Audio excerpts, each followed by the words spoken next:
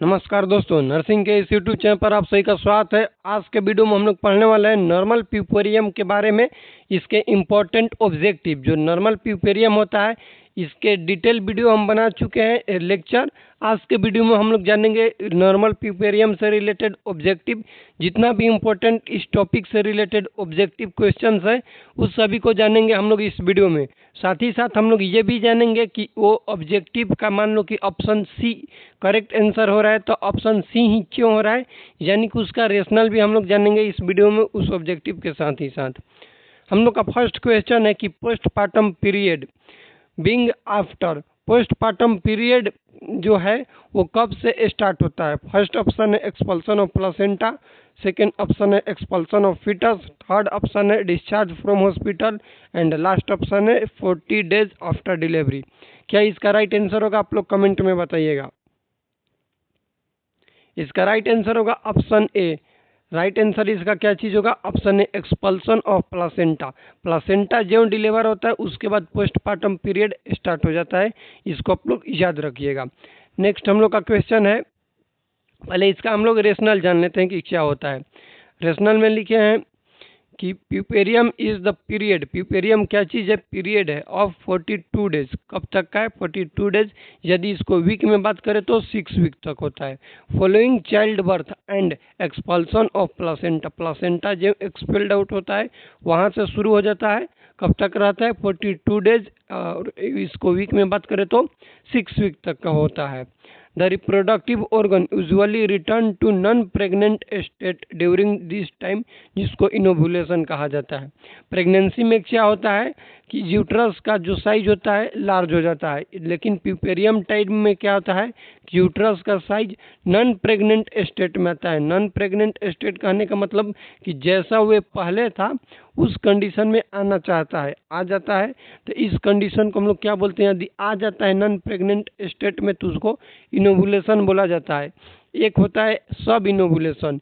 इसमें इनोवुलेशन में क्या ऐड कर देना है, सब इनोवुलेशन का मतलब होता है एबनॉर्मेलिटी, कि नॉन प्रेग्नेंट स्टेट में नहीं आ पाता है uterus after delivery of placenta, उस पीरियड को बोला जाता है सब इनोवुलेशन। तो आप लोग इसको भी याद रखिएगा। नेक्स्ट हम लोग का क्वेश्चन है the early puerperium extend. Puerperium का 3 फेज होता है, अर्ली, इमीडिएट और लेट। लेट को रिमोट बोला जाता है। जो इमीडिएट होता है वो अप टू 24 आवर्स तक होता है, ठीक, 24 आवर्स। उसके बाद जो ये अर्ली है वो होता है फर्स्ट वीक तक, ठीक। और जो रिमोट लेट जिसको बोलते हैं 2 वीक से 6 वीक तक होता है, उसको आप लोग याद रखिएगा। ये जो यहाँ पर 2 6 वीक लिखे हैं ये लेट होता है, लेट प्यूपेरियम।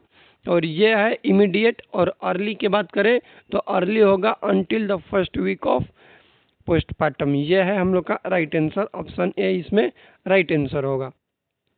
नेक्स्ट हम लोग क्वेश्चन जानेंगे, nurse has to counsel a pregnant women. Nurse क्या कर रही है, प्रेग्नेंट वुमेन को काउंसिल कर रही है रिगार्डिंग प्यूपेरियम। प्यूपेरियम के रिगार्डिंग काउंसिल कर रही है। सी हैज टू सजेस्ट, वो क्या कर रही है, सजेस्ट कर रही है the patient the normal duration of puerperium. किसके बाद क्या चीज़ सजेशन में बता रही हो कि कितना नॉर्मल ड्यूरेशन होता है प्यूपेरियम का, उसके बारे में नर्स बता रही है। किसको बता रही है, पेशेंट के बारे में। ऐसे समझो कि जो नर्स है अपने प्रेग्नेंट लेडी को काउंसिल करिए और साथ ही साथ बता रही है कि कितना नॉर्मल टाइमिंग होता है प्यूपेरियम का। आप लोग को बताएं अभी जस्ट कि प्यूपेरियम का नॉर्मल टाइमिंग होता है 42 डेज। डेज में बात करें तो 42 डेज, और वैसे बात करें तो होता है 6 वीक। वीक में बात करेंगे तो 6 वीक। ऑप्शन सी इसमें क्या हो जाएगा, राइट आंसर होगा। नेक्स्ट हम लोग क्वेश्चन जानेंगे, puerperium is the period after. Puerperium कब से ये जो पीरियड है शुरू होता है।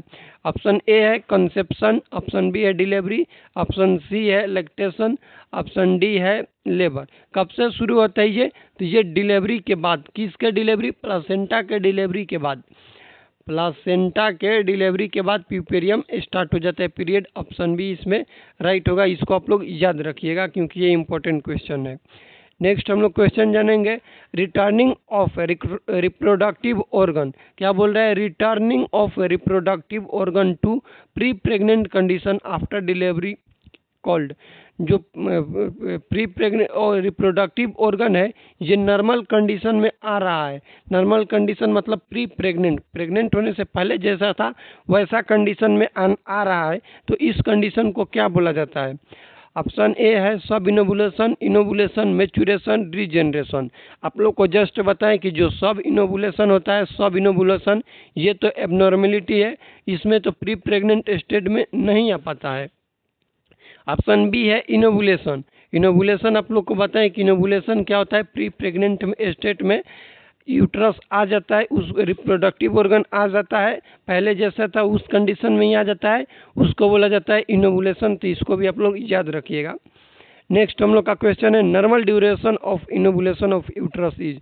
नॉर्मल ड्यूरेशन क्या होता है इनोबुलेशन ऑफ यूट्रस का? तो ये होता है 6 वीक। 6 वीक तक क्या होता है? ये नॉर्मल होता है, उसमें आ जाता है, नॉर्मल यूट्रस का इनोबुलेशन होता है।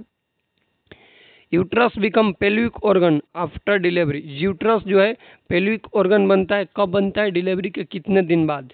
ऑप्शन ए है 10 to 12 डेज, ऑप्शन बी है 11 to 14 डेज, ऑप्शन सी है 16 to 18 होगा यहाँ पर 16 to 18 डेज, ऑप्शन डी है 18 to 20 डेज। क्या होगा इसका राइट आंसर आप लोग बताइएगा। हम लोग का क्वेश्चन है uterus become pelvic organ. Uterus pelvic organ कब बनता है? डिलीवरी के बाद, क्योंकि जैसे लेडी प्रेग्नेंट होती है तो यूट्रस एब्डोमेन के ऊपर आ जाता है, उसका फंडस हाइट जो है वो आ जाता है जिफॉइड प्रोसेस के पास। तो उसके डिलीवरी के बाद कितने दिन के बाद होता है ये पेल्विक ऑर्गन? तो ये होता है 11 to 14 डेज। ऑप्शन बी इसमें राइट आंसर होगा, इसको आप लोग याद रखिएगा। नेक्स्ट हम लोग का क्वेश्चन है, इसमें पहले इसको हम लोग पढ़ ले रहे हैं रेशनल के बारे में इसके। लेकिन after delivery fundus lies 13 centimetre above the symphysis pubis. Fundus delivery के बाद क्या होता है? 13 सेंटीमीटर सिम्फाइविस प्यूबिस ले ऊपर रहता है। It decrease at the rate of 1.25 centimetre per day. ये इंपॉर्टेंट है, इसको स्टार दे लीजिएगा, क्योंकि यहाँ से क्वेश्चन पूछा जाता है कि जो यूट्रस है डेली फंडल हाइट कितना डिक्रीज होता है। Fundal height after delivery daily कितना डिक्रीज होता है, उसका रेट क्या है डिक्रीज होने का? तो बोलेंगे 1.25 सेंटीमीटर पर डे क्या होता है? डिक्रीज होता है fundal height. And at the end of second week uterus become pelvic organ no longer palpable after 2 week. क्या है कि 2 वीक के जो इंड होता है उस इंडिंग टाइम तक क्या होता है? यूट्रस पेल्विक ऑर्गन बन जाता है। इसको आप लोग याद रखिएगा, ये इंपॉर्टेंट है, इसका रेट कि फंडल हाइट कितना डिक्रीज होता है डेली। नेक्स्ट हम लोग का क्वेश्चन है lochia is the vaginal discharge for first fortnight during puerperium which originate from. जो लौकिया है क्या होता है? लौकिया तो वेजाइनल डिस्चार्ज होता है। इसके साथ साथ लौकिया का जब हम लोग डिफिनेशन पढ़ते हैं तो लौकिया का डिफिनेशन में पढ़ते हैं कि लौकिया इज द यूट्राइन बॉडी का भी डिस्चार्ज हो सकता है, सर्विस का भी डिस्चार्ज हो सकता है और वेजाइना का भी डिस्चार्ज हो सकता है। तो इसका मतलब कि ऑप्शन डी हम लोग का क्या होगा? Right answer. लौकिया वेजाइना का सिक्रेशन को भी बोल सकते हैं, सर्विस के सिक्रेशन को भी और यूट्रस के सिक्रेशन को भी हम लोग बोल सकते हैं, इसलिए इसका राइट आंसर ऑप्शन डी होगा, all of the above. Next हम लोग का क्वेश्चन है 9 नंबर कि postpartum vaginal discharge containing blood mucus and placental tissue is known as. Postpartum vaginal discharge जो है वो कंटेंट करता है, क्या क्या कंटेंट करता है? म्यूकस कंटेंट करता है, ब्लड, प्लासेंटल टिश्यू, उसको हम लोग क्या बोलते हैं? ऑप्शन ए है लौकिया, ऑप्शन बी है सो, ऑप्शन सी है लिक्वर, ऑप्शन डी है पीपीएम। लौकिया इसका राइट आंसर होगा, क्योंकि लौकिया को हम लोग क्या बोलते हैं? इसमें जब इसका ये पढ़ते हैं क्लिनिकल मैनिफेस्टेशन, इसमें क्या क्या देखने के लिए मिलता है? तो ब्लड होता है, म्यूकस, प्लासेंटल सेल होते हैं। सो क्या होता है? इसको याद रखिएगा कि वेजाइनल जो म्यूकस होता है उसमें ब्लड मिक्स हो जाता है, उसको सो बोला जाता है। लिक्वर क्या होता है? तो लिक्वर को हम लोग एमनियोटिक फ्लूइड बोला जाते हैं। तो इसको याद रखिएगा, कई बार क्वेश्चन एग्जाम में पूछा जाता है, लिक्वर दे देगा आप लोग को, लिख कर क्या देगा? लिक्वर। तो हम लोग डाउट में हो जाते हैं कि ये लिक्वर क्या चीज़ है, तो लिक्वर को ही हम लोग एमनियोटिक फ्लूइड बोलते हैं। नेक्स्ट हम लोग का क्वेश्चन है the term use to describe the discharge from the uterus during the puerperium and has an alkaline reaction is. Alkaline reaction किसका होता है? तो ये जो वेजाइना का डिस्चार्ज होता है इसको तो हम लोग लौकिया बोलते हैं। लौकिया का कुछ नॉर्मल कंडीशन होता है उसको आप लोग लिख लीजिएगा कि लौकिया में क्या क्या होता है। लौकिया का जो पीएच होता है, पीएच ये होता है एल्कलाइन। क्या होता है? एल्कलाइन। एल्कलाइन लौकिया का पीएच होता है। अमाउंट कितना होता है? ये अमाउंट आगे क्वेश्चन में दिए हुए हैं, तो यहाँ पर आप लोग याद रखिएगा। अमाउंट होता है 250 ml। कितना होता है? 250 ml होता है लौकिया का अमाउंट। 250 ml लौकिया का अमाउंट होता है, इसको याद रखिएगा। इसके स्मेल के बात करें किस तरह का होता है, तो फीसी स्मेल होता है। फीसी स्मेल, फीसी स्मेल होता है, इसको आप लोग याद रखिएगा। नेक्स्ट हम लोग क्वेश्चन पढ़ेंगे। Brownish colour lochia which occur between 5 to 9 days age. Lochia का 3 टाइप हम लोग पढ़ते हैं। यहाँ पर आप लोग को बता दे रहे हैं लौकिया का कितने टाइप्स होता है। 3 टाइप्स होता है। RSA। आर का मतलब लौकिया रूब्रा, एस का मतलब लौकिया सिरोसा, ए का मतलब लौकिया अल्बा। जो रूब्रा होता है रेड कलर का होता है, इसको याद रखिएगा। लौकिया रूब्रा 1 से 4 दिन को रूब्रा बोलते हैं, 5 से 9 दिन को सिरोसा बोलते हैं और 10 से 15 दिन को अल्बा बोलते हैं। इसको आप लोग याद रखिएगा, मोस्ट इंपॉर्टेंट चीज़ है। तो यहाँ पर पूछा गया है 5 से 9 दिन, तो 5 से 9 दिन को हम लोग सिरोसा बोलते हैं, लौकिया सिरोसा। इसमें ऑप्शन डी क्या हो जाएगा? राइट आंसर होगा। इसको आप लोग याद रखिएगा। टाइप्स याद रखिएगा, टाइप्स के बाद सबका कलर क्या होता है ये चीज़ याद रखिएगा। नेक्स्ट हम लोग का क्वेश्चन है, what is the duration of lochia serosa. Lochia serosa का क्या चीज़ ड्यूरेशन है, तो आप लोग को जस्ट बताएं कि 5 to 9 डेज लौकिया सिरोसा का ड्यूरेशन होता है। इसका राइट आंसर ऑप्शन भी हो जाएगा। नेक्स्ट क्वेश्चन है, average amount of lochia discharge for the first 5 to 6 days after delivery is estimated to be. कितना होता है? तो 250 ml आप लोग को अभी जस्ट बताए हैं रेशनल में। ऑप्शन बी इसका राइट आंसर होगा। नेक्स्ट हम लोग क्वेश्चन पढ़ेंगे। नेक्स्ट क्वेश्चन है, major complication in 3rd stage of labour.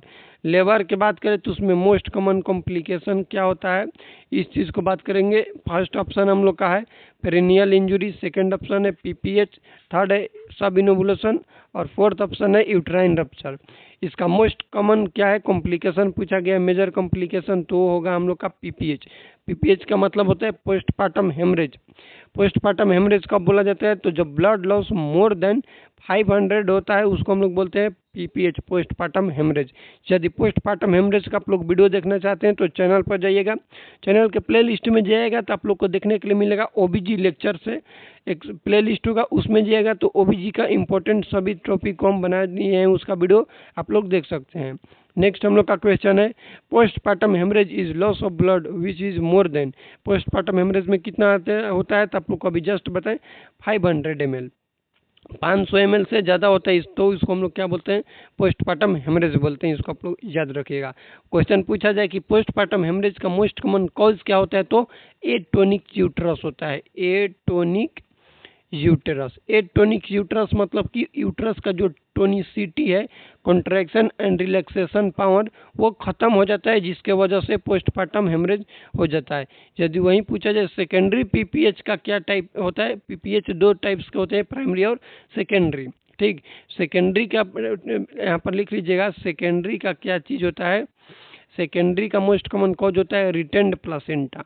PPH का यहाँ पर बता रहे हैं cause retain placenta. Retain placenta मतलब प्लासेंटा अंदर ही है यूट्रस में, तो ये पोस्टपार्टम हेमरेज करा सकता है, ब्लीडिंग करा सकता है। ये सेकेंडरी PPH का मोस्ट कॉमन कॉज होता है। प्राइमरी PPH का होता है आप लोग को बताएं एटोनिक यूट्रस। ये हो गया हम लोग का ये नॉर्मल पिपेरियम से रिलेटेड MCQ। इस वीडियो में इतना ही। वीडियो को अपने दोस्तों के साथ शेयर कीजिएगा। चैनल पर नए हैं तो चैनल को सब्सक्राइब कीजिएगा, क्योंकि आप लोग के लिए हम हमेशा ऐसे ही नर्सिंग से रिलेटेड वीडियो बनाते रहेंगे। मिलते हैं अगले वीडियो में, तब तक के लिए जय राम जी की।